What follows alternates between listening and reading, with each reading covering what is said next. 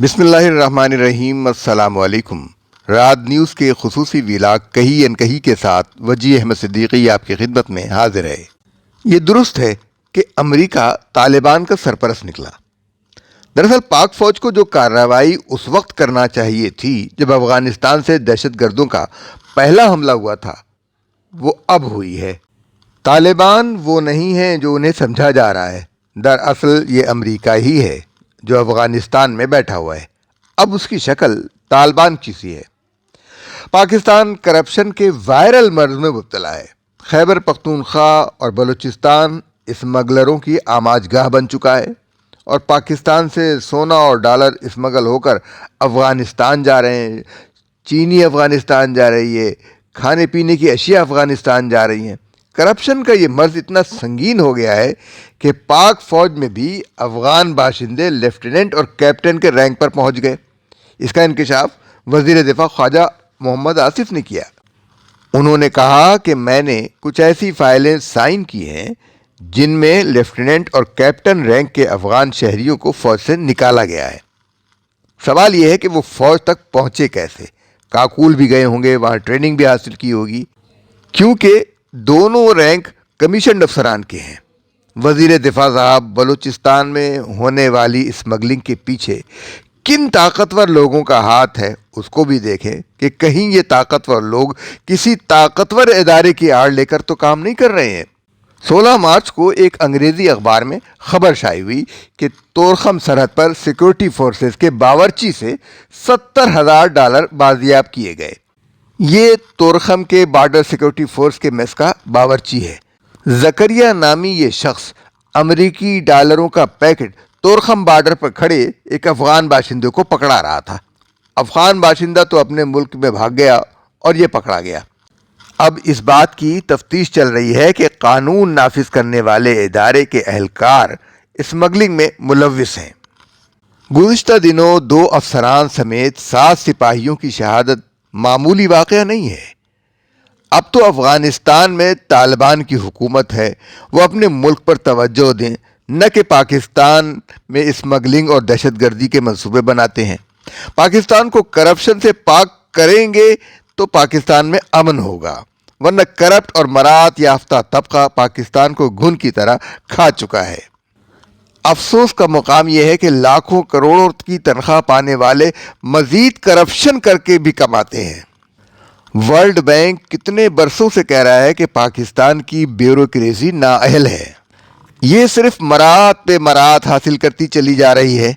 میں ایک بار پھر وہی بات دہراؤں گا کہ پاکستان محض $1.5 ارب کے لیے IMF کے در پر گرا ہوا ہے، جبکہ پاکستان کا مراعات یافتہ طبقہ جس میں سرکاری افسران، جج اور سیاستدان اور تاجر شامل ہیں، سالانہ $17.4 ارب اپنی مراعات پر خرچ کر دیتا ہے، اڑا دیتا ہے، اور یہ رقم عوام کے خون پسینے کی کمائی سے ٹیکسوں کی صورت میں حاصل کی جاتی ہے۔ یہ لوگ اگر اپنی مراعات ہی آدھی کر دیں تو $8.70 کروڑ کی بچت ہو، لیکن یہ کیوں کریں گے؟ مراعات کی یہ رقم اگر آدھی بھی ہو جائے تو $8.70 کروڑ پھر بھی ان کے تعیشات پر خرچ ہوں گے۔ اگر ان کی یہ رقم کم کر دی جائے تو پاکستان کے تمام باشندوں کو کم از کم 2 سال تک مفت بجلی فراہم کی جا سکتی ہے۔ یہ بات تو برسبیل تذکرہ آ گئی۔ جن لوگوں کو طالبان کے بارے میں یہ غلط فہمی ہے کہ وہ امریکہ مخالف ہیں، تو یہ غلط فہمی دور ہو جانی چاہیے۔ جب امریکہ افغانستان سے بھاگ رہا تھا تو وہ بڑی تعداد میں ڈالر اور اسلحہ چھوڑ کر کیوں بھاگا؟ امریکہ بھاگا نہیں تھا، اس نے طالبان سے معاہدہ کیا ہے کہ پاکستان کو جینے نہ دینا۔ یہی وجہ ہے کہ پاکستان پر افغانستان سے مسلسل حملے ہو رہے ہیں۔ پاکستانی معیشت کو کمزور کرنے کے لیے ڈالر اور سونے کی اسمگلنگ ہو رہی ہے۔ پاکستان میں پیدا ہونے والی اشیاء خورونوش کو افغانستان اسمگل کیا جاتا ہے تاکہ پاکستان میں قلت ہو۔ افغانستان کی آبادی اتنی نہیں ہے کہ وہ ساری چیزیں وہاں پر کنزیوم ہو سکے، خرچ ہو سکے، صرف ہو سکیں، لیکن وہ پلٹ کر پاکستان واپس آتی ہیں اور مہنگی ہو کر بکتی ہیں۔ افغانستان سے اتنا ہی کافی نہیں ہے، بلکہ پاکستان پر مسلسل حملے ہو رہے ہیں، پاکستان کے فوجی شہید ہو رہے ہیں، تو امریکہ کا بھارتی نژاد دفتر خارجہ کا پرنسپل نائب ترجمان ویدانت پٹیل پاکستان کو نصیحت کر رہا ہے کہ طالبان سے بات کرو۔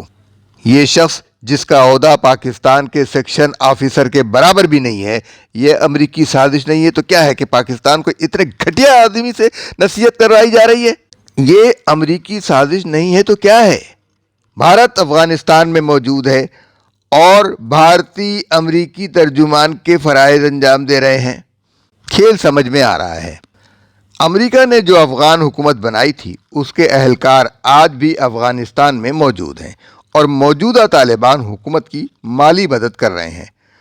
عطا محمد نور نے 2 ارب ڈالر دیے، فہیم کورنی نے 1.5 ارب ڈالر، ربانی کورنی نے 1.2 ارب ڈالر، مسعود کورنی نے 1.1 ارب ڈالر، مجددی کورنی نے 640 ملین ڈالر، سید احمد گیلانی نے 530 ملین ڈالر، محمود کرزئی نے 845 ملین ڈالر، گل آغا شیرزئی نے 810 ملین ڈالر، ڈاکٹر عبداللہ نے 780 ملین ڈالر، اسماعیل خان نے 720 ملین ڈالر، استاد سیاف نے 700 ملین ڈالر اور جنرل رشید دوستم نے 700 ملین ڈالر، محمد محقق نے 715 ملین ڈالر، خلیلی نے 730 ملین ڈالر، ظاہر قدیر نے 860 ملین ڈالر، انوار الحق احدی نے 781 ملین ڈالر، بسم اللہ محمدی نے 385 ملین ڈالر، رحیم وردک نے 490 ملین ڈالر، یونس قانونی نے 290 ملین ڈالر، امر اللہ صالح نے 598 ملین ڈالر،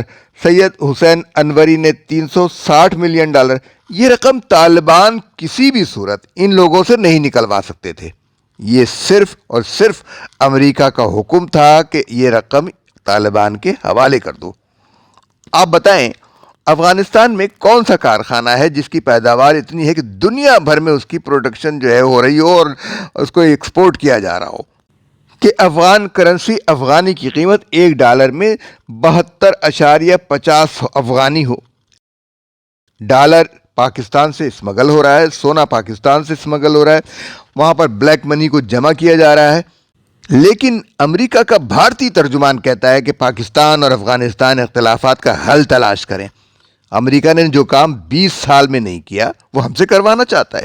افغانستان میں TTP ہو، داعش ہو، یہ سب امریکہ اور بھارت کا مشترکہ کھیل ہے، اور پاکستان اس لیے مشکل میں ہے کہ پاکستانی ادارے کرپشن کا شکار ہیں، پاک فوج کے افسران اور سپاہی جام شہادت نوش کر رہے ہیں اور کرپٹ افسران عیاشی کر رہے ہیں۔ آج general Asim Munir army chief پر بڑی بھاری ذمہ داری ہے کہ طالبان کے نام پر دہشت گردوں کو پاکستان میں داخل کرنے والے عمران خان، فیض حمید اور جنرل باجوہ اور ان جیسے دوسرے افسران کو کٹہرے میں لانا ہوگا۔ دوسری طرف عوام کو ریلیف دینا اس لیے ضروری ہے کہ جنگ کا ماحول ہے، پاکستان کے عوام اور فوج کو ایک ساتھ کھڑا ہونا ہے۔ اس موقع پر اگر IMF کی شرائط مانیں گے تو عوام میں غیظ و غضب بڑھے گا۔ بجلی مہنگی ہو رہی ہے، گیس مہنگی ہو رہی ہے، دشمن سے مقابلے کے لیے یہ ضروری ہوتا ہے کہ ملک کے عوام کی بھرپور حمایت حاصل ہو۔ عوام کا بوجھ کم کیجیے اور طبقہ اشرافیہ کی مراعات کم کیجیے، ختم کر دیجیے، تاکہ دشمن کو منہ توڑ جواب دیا جا سکے۔ یہ وہ طالبان نہیں ہیں جو ملا عمر کے پیروکار تھے، یہ ٹرمپ اور بائیڈن کے پیروکار ہیں۔ سوال یہ پیدا ہوتا ہے کہ جس طالبان حکومت کو امریکہ نے تسلیم نہیں کیا، اس کے لیے پاکستان کو مشورہ دیا جا رہا ہے کہ ان کے ساتھ بیٹھ کر اختلافات کا حل تلاش کرو، اور طالبان کو کہا جا رہا ہے کہ وہ یقینی بنائیں کہ افغانستان سے پاکستان میں حملے نہ ہوں۔ یہ بات وہ امریکہ کہہ رہا ہے جس نے برسوں افغانستان سے پاکستان پر ڈرون حملے کیے۔ ایران میں دہشت گرد ہوں یا افغانستان میں، سب کا سرا بھارت اور امریکہ سے جا کر ملتا ہے۔ اب پاکستان کی جانب سے ہر حملہ آور کو منہ توڑ جواب ملے گا، کوئی نیا کرتارپور نہیں بنے گا۔ بھارت نے بھی اگر کوئی مہم جوئی کی تو جوابی کارروائی کے لیے تیار رہے۔ اگرچہ ایران اور افغانستان میں بھی بھارت کو ہی جواب دیا گیا ہے۔